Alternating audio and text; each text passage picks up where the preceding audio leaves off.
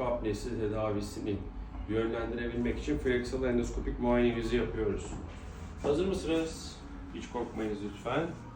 Bizim için önemli olan bölgelere bakmamız lazım. Zaten daha önce geçirmiş bir burun cerrahisi de var hastamızın. Şu an nasofaringsteyiz. Bir horlar gibi yapın bakalım. Yapın bir daha. Burası damak bölgesi. Dil köküne doğru iniyorum. Bir daha horlar gibi yapın. Burnunuzu kapatıyorum. Nefes alın burnunuzdan. Evet. Yine retrolingual bölge, dil kökü.